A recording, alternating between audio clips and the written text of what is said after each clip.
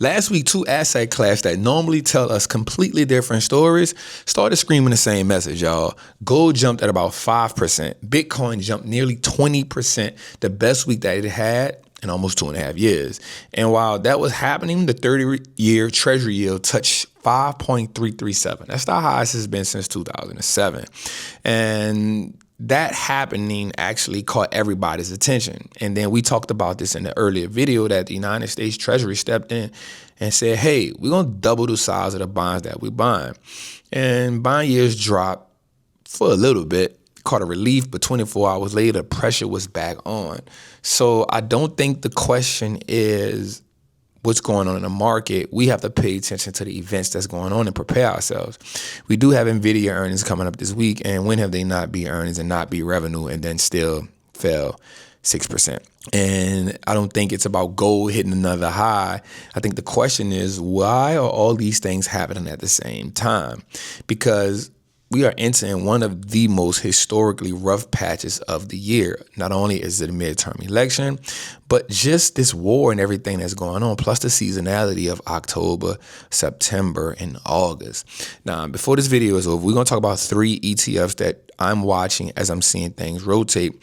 But I'm not going to make you wait the whole video to get the first one. But before we get into that, man, make sure you like, subscribe, and share this video out. Help us get to 2,000 likes in the chat, y'all. That'll truly help us get this video going. Let's go. I'm going to give you the first one just to start off this show, right? So gold rose more than 5% and Bitcoin was at 20% last week, and that's the strongest it had in 2 years. So the first ETF that I'm going to look at is going to be GDX. This is a gold miners ETF. Now, don't confuse this with buying gold. Let's start right there.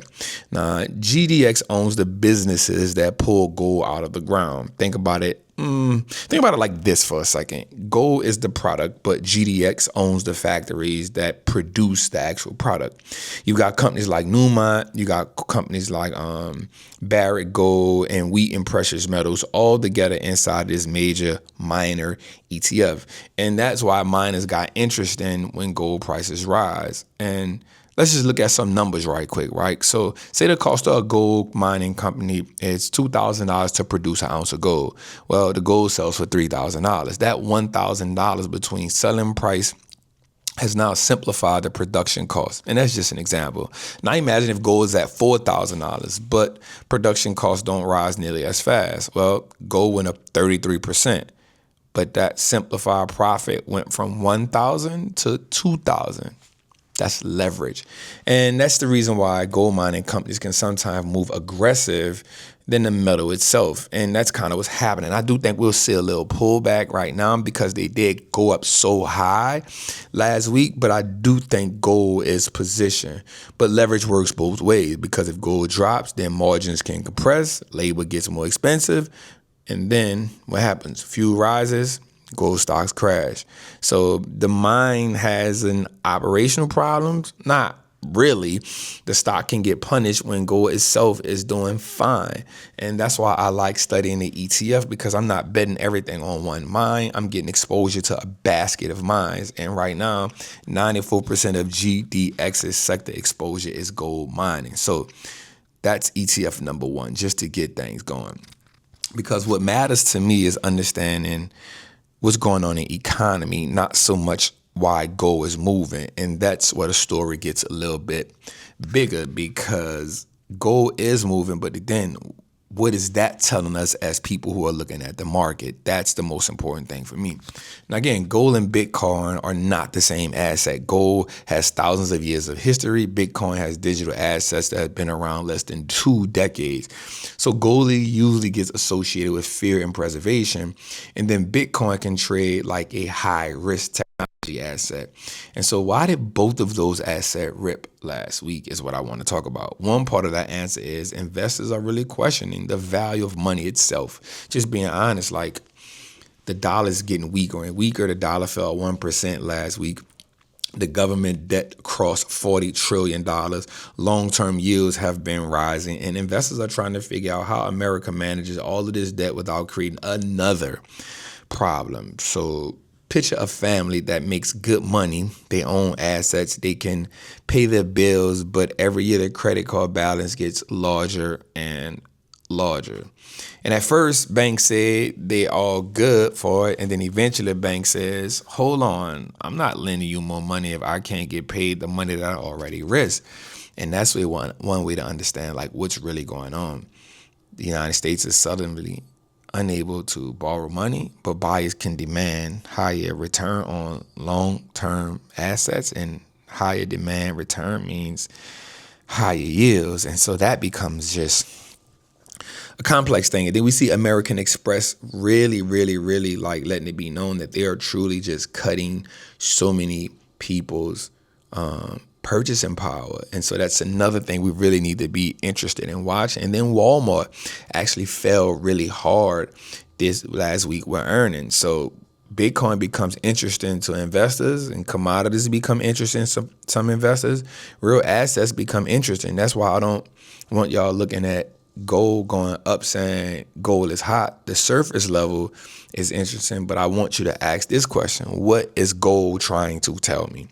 And so that is the important part of what we need to understand. Now, let's talk about what happened with bonds, because that part can sound complicated. So the 30-year Treasury yield reached 5.33. That's the highest since 2007. Now, that's important. It's important because the 30-year Treasury helps influence long-term borrowing costs throughout the entire economy. Mortgages depend on it. Corporate borrowing depend on it, meaning companies borrowing to build their brand and do different things.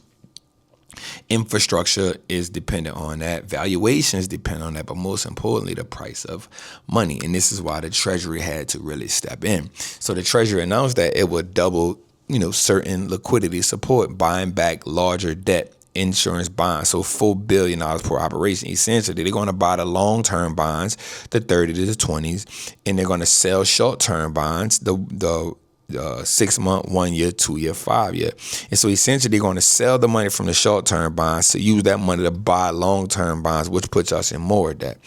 And so the Treasury is essentially purchasing some previous issue government securities. And now they're saying, I want to do it the correct way. And that just puts us as the American people just in such a tough situation. So we got to understand that government borrowing insurance is way bigger than what we think, and the buyback becoming part of the Treasury's overall financing. Well, what is that going to do for us as people? Because we feeling that. And so I know it's more so about the market that we need to look at, but I'm just trying to tell the story for us so we can see everything that's going on. The 30 years fell almost 10 basis points. Then the next day, the yield started back climbing again. That's the part that I'm watching. That's the part, because if the market, think about it like this: if the market gave you the medicine and the symptoms immediately come back, you better start asking, did you really treat the disease? Because the symptoms don't just come back. And the disease is bigger than what we ever thought it can be. It's debt, it's deficits, it's inflation expectation, it's energy, which is becoming a real big culprit, and amount of new bonds that need buyers. And then we just don't have the buyers that believe in the American story like they used to. So for us, that has to be a thing. Now, people are saying that the economy and the tech stocks are really expensive, but I don't believe that right now. Tech stocks is cheaper than they've ever been, right? And we don't see a negative market in technology. We don't see a negative market in the S&P, but I do think this is a time for us not to be all in. I think this is a time for us to actually let some of this conflict play out a little bit, right? And I know we believe in the market, but I always tell my people that if you navigate this system, you'll be prepared for the next cycle that comes. Hey man, listen, if you're looking for a way to navigate this market, I want you to come join our Patreon community. We do 2 stocks a week. That's called lottery picks, where we break these stocks down for you, and I give you stock prices based on enterprise value and discount value, so you know what they're worth, and I'll give you full stock prices that you could be looking to get at and prices I'll be looking to get at. Also, you'll be able to get in any trade that I'm in. So I make trades, you get in them, and I walk you through why I get them. I walk through what I see. I walk you through losses, and we win and lose the guy. I'm not going to act like we 100-0, but we win more than we lose. And we, more than anything, my goal is to teach you how to create a system to learn how to trade and navigate these markets. But also when you're looking at the lottery picks, you also can learn how to find great companies. If you're in our top tier, you also get a charting class and a trade audit class once a month, and you get a Q&A. And those help you look at trades you're in. We do a charting class together, and also any questions you have about the market. So if you want to join that, click the link below. It's in the description. It's your boy, the Wall Street Trap, and I want to see you in a trap. I want you to be a certified money printer. Salute. So when people think about the data centers and technology and AI, I get it and I hear it, but you got to follow the money. And AI ain't free. These companies need data centers. They need chips. They need memory. They need power. They need cooling. They need networking. They need all of these things, right? They need land. And these things are really, really important. But again, it's going through something right now. And they need capital. We heard Micron CEO come out and say, no. Anybody that's committed to Micron and getting memory from us, I don't care what's going on. They got to pay that tab. And that's really big. And we got to think about it. Even out of all of them AI trades, Meta is the only one that's really struggling. Everybody else is, they not doing what they normally do, but Meta is the one that's really still like in a bear market, right? What I want us to do is not just get so stuck on looking at AI like that, right? I get it. We can be there and it's going to be there, but the market is going through these congestion periods. And so we got Nvidia earnings Wednesday. And again, when they report earnings, when have they not blew earnings out the water? When have they not blown revenue out the water? So let's think about it. Wall Street expects Nvidia to make about $92 billion in a quarter revenue and about $2.09 in adjusted earnings. All right. These are ridiculous numbers, and Nvidia is expected to double the revenue from a year ago. Now, this is what I'm listening for. Number one, AI demand. That's what we're hearing for. 2, are hyperscale spending aggressively. And 3, about the Blackwell, want to hear like what's going on with that. And is this AI demand still really heavy as it was? And then we want to look at those margins, like what are they? Because that's another development. Reporters say customers have been warned that certain Nvidia powered AI servers could cost more than 15% more. But Nvidia is saying, so what? Like, the AI demand is incredible. But if I'm building AI and it gets dramatically more expensive, then everybody also has to absorb that cost. Nvidia, the server makers, Microsoft, Amazon, and the customer. Which one takes that cost? And finally, I want to hear for the guidance, right? The market doesn't pay you for what you did yesterday. It's a forward-looking mechanism. So they want to see what you're going to do tomorrow. And AMD just showed us that. AMD delivered an upbeat forecast earlier this month and the share still fell 9% after hours, and because the market was expecting even higher. And that's what we got to deal with when it comes to Nvidia. So I don't want us just burning cash and just going super bearish on the market right now. I want us to be in position, and I want us to see it. And roughly 90% of the world companies are doing really, really good in this earnings season. So I don't want us to get stuck on that. And I just want us to understand, like, you can be bullish, but that doesn't mean be fully invested, because I'm still bullish on the market. I could believe that, we'll be high in the next 12 months. And we've seen that historically late in August. And if you look at a chart that we have up here, so, we kind of get weaker volatility in July. And then from that weaker volatility in July, it picks up August, September, October. And remember, we got midterms in November. And so what we do see is 1 year later, 100% of the time, the market is green. I'm not saying sell everything because a crash is coming, because history doesn't predict. History just prepares, and there's a difference. So if I tell you this is hurricane season, I'm not telling you a hurricane gonna hit your house Tuesday at 2:30. What I am telling you is just to prepare, because this is a season that hurricanes are actually increasing. So let's get to my number 2 ETF. The second ETF I'm looking at is XLE. This is the energy sector. And what I'm buying is, I understand that Exxon, Chevron, ConocoPhillips, EOG, SLB, the refiners, the pipelines, energy businesses. I'm on board for this right now. And the energy has really been doing good all year, because geopolitical risks continue to affect everything that's going on in the market right now. Crude oil is up to $95 a barrel last week. Iran conflict in the Strait of Hormuz is just not stocking. And if oil stays elevated, certain energy producers can produce enormous cash flow. But here's the risk. if the geopolitical premium disappears, all can fall.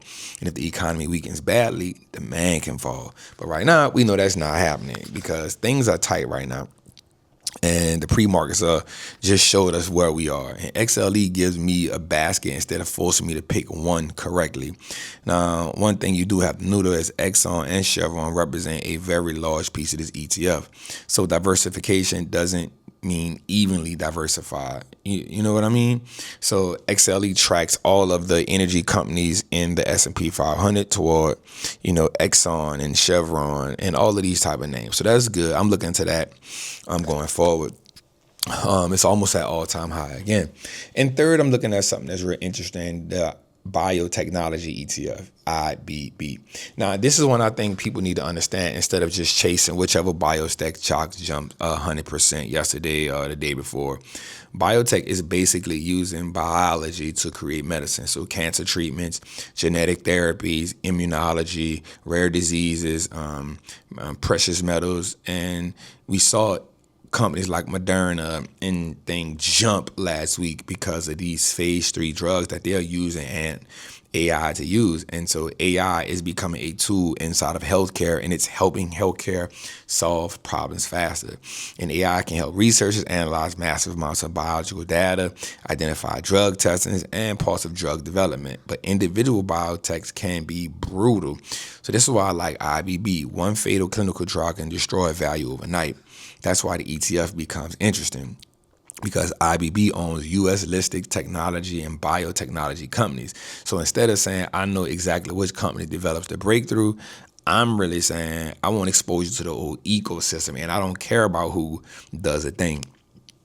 And so, again, the risk is limited, but biotech can be volatile. Drugs fail, regulators reject products, and financing gets really, really expensive.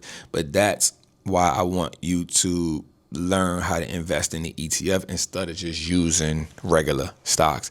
And so IBB tracks U.S. listed companies, biotech companies that are really trying to change the game for us. And so what I would want us to do is let's put the whole thing together, right? And last week we saw gold go up 5%. We saw Bitcoin go up 20%. We saw Treasury yields at a level they haven't been at.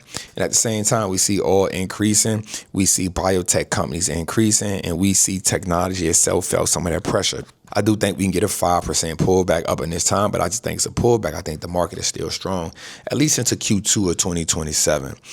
Now, I'm not predicting a crash. I am saying we got to be mindful because the writings are on the wall that something is going to happen. Buying yields are increasingly elevated. The war seems like it can't stop. Trump is talking about threatening these people again. And Amex is actually cutting people's credit limits down. And we see Walmart and companies like that saying, hey, revenue's not coming in like we thought it was. Of course, the AI trade is still strong, but again, we have to navigate that. And so these are good opportunities for us. But again, I'm not saying go all in right now, but also not saying sit on cash. Be mindful that the market does what it does. So I'm watching energy, I'm watching biotech, and I'm watching gold, and I'm keeping cash, because here's what I want y'all to remember. Cash is just something you hold when you're scared. Cash is an option. Cash gives you the ability to take advantage when the market is being irrational. It's your boy, the Wall Street Trapper. Make sure you like, subscribe, and share this with somebody and help this get to 2,000 likes, man. Salute.